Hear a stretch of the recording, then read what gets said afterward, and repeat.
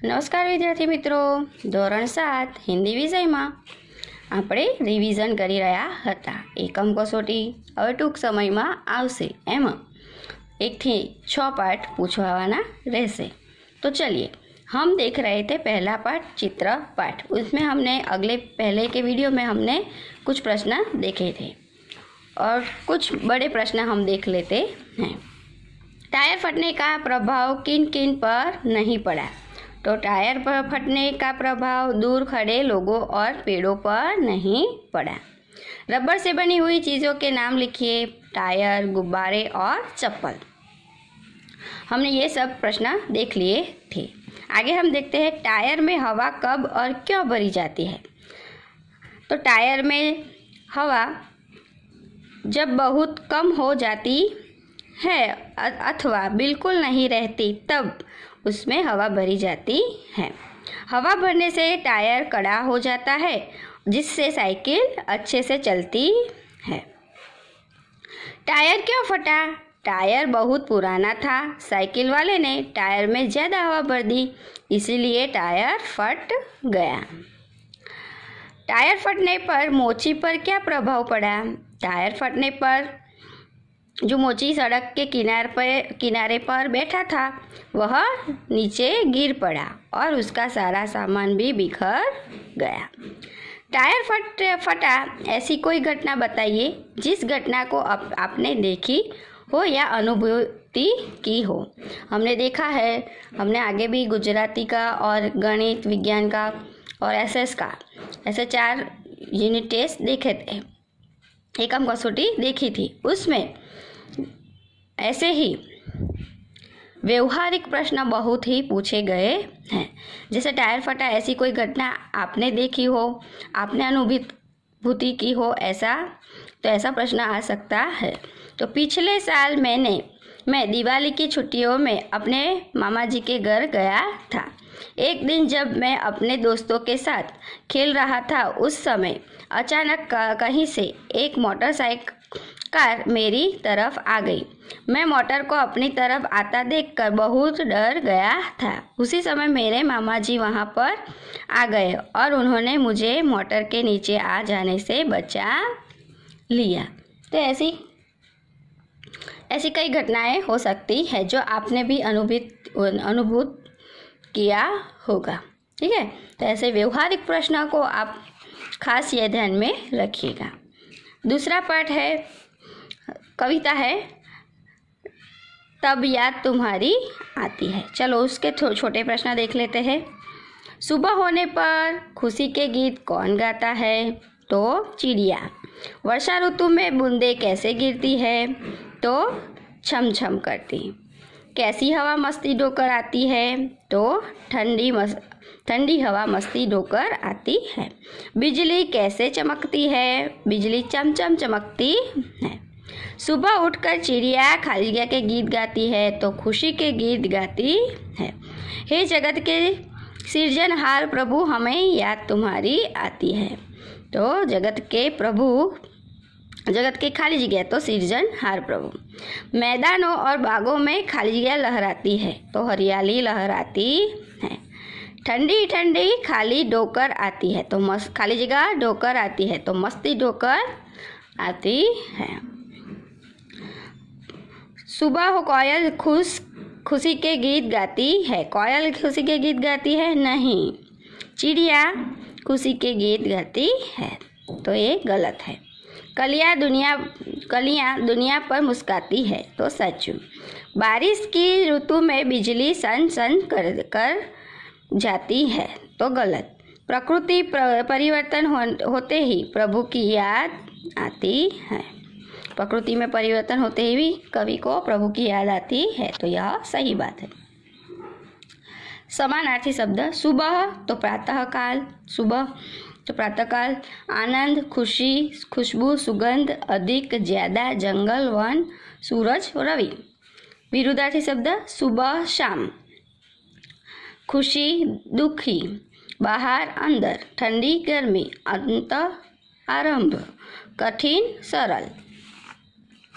फिर यहाँ कुछ ऐसे प्रश्न है कि रेखांकित शब्दों के वचन परिवर्तन करके वाक्य में फिर से लिखिए। चिड़िया उड़ रही है, तो चिड़िया उड़ रही है। कलियां नहीं खिली है, कली नहीं खिली है। बूंद गिरती है, बूंदें गिरती हैं। एक ही बूंदे नहीं गिरती, बहुत सारी बूंदें गिरती है। खिड़की खुली है, खिड़कियां खुली है। लड़के खेल रहे हैं, लड़का खेल रहा है। निम्नलिखित शब्दों के शब्दकोश के आधार पर भी हमें उसको, वो तो सबको आता ही है। थोड़े प्रश्न। हरियाली कहाँ कहाँ लहराती है, तो हरियाली मैदानों, वनों और बागों में लहराती है। राम नरेश त्रिपाठी को किसकी याद आती है? याद रखिए, राम नरेश त्रिपाठी कौन है? तो इस काव्य के रचनाकार। तो उनको किसकी याद आती है? प्रभु, जग के सृजनहार प्रभु की याद आती है। कब आती है? तो प्रकृति में परिवर्तन आता है तब जब प्रकृति में परिवर्तन होता है तब कवि को जग के सृजनहार प्रभु की याद आती है। आपको ईश्वर की याद कब आती है? मुझे सूरज, चांद, तारे, पर्वत, सागर आदि जैसे प्रकृति के सुंदर और मनोहर रूपों को देखकर प्रभु की याद आती है। तुम सुबह उठकर क्या देखते हो? मैं सुबह उठकर सूर्य पूर्व दिशा में उदय हो रहा है वह देखता हूँ। लेकिन अभी तो बच्चे घर पे ही है, इसीलिए जल्दी उठते नहीं हैं, है ना। मुझे पता है सभी बच्चे बहुत देर तक सोते हैं, है ना। कोई बात नहीं, स्कूल शुरू हो जाएगी, फिर सुबह जल्दी जल्दी ही उठना है सबको। कलियां कैसे दुनिया पर मुस्कुराती है? कलियां दरवाजे खोलकर, यानी पंखुड़िया रूपी दरवाजा खोलकर दुनिया पर मुस्कुराती है। काव्य में सृजनहार शब्द किसके लिए प्रयोग किया गया है? तो ईश्वर भगवान प्रभु के लिए प्रयोग किया गया है। सुबह होते ही क्या क्या होता है? सुबह होते ही चारों ओर ताजगी और उत्साह फैल जाता है। चिड़िया खुशी के गीत कब गाती है? चिड़िया सुबह सवेरे खुशी के गीत गाती है। तो ये से थोड़े प्रश्न। आगे हम देखते हैं थोड़े 2-3 वाक्यों में। सुबह होने पर प्रकृति में कैसा बदलाव आता है? तो सुबह होने पर आकाश के तारे छिप जाते हैं। सूर्योदय से पूर्व आकाश में लालिमा फैल जाती है। पक्षी चहचहाने लगते हैं, कलियां खिलने लगती है। इस प्रकार सुबह होने पर चारों ओर ताजगी फैल जाती है। पृथ्वी पर हरियाली कब छा जाती है? तो वर्षा ऋतु में धरती को पानी मिलता है। पानी मिलने से वीरान पड़ी धरती पर पेड़ पौधे खिल उठते हैं। मैदानों और वन बागों में हरी घास पैदा हो जाती है और पृथ्वी पर चारों ओर हरियाली छा जाती है। कवि को ईश्वर की याद कब आती है? जब बहुत सुबह उठकर चिड़िया खुशी के गीत गाती है, जब दरवाजे खोल खोल दुनिया पर मुस्कुराती है, जब छमछम बूंदें गिरती है, जब मैदानों वन बागों में हरियाली छा जाती है, तब कवि को ईश्वर की याद आती है। थोड़ा कविता का भावार्थ देख लेते हैं। ऐसा भी प्रश्न आ सकता है कि काव्य पंक्ति का भावार्थ लिखिए। तो कलियां दरवाजे खोल खोल जब दुनिया पर मुस्कुराती है, यानी सुबह होने पर कलियां भी जैसे नींद से जाग उठती है, अपनी पंखुड़ियां खोलकर वे दुनिया पर मुस्कुराती है।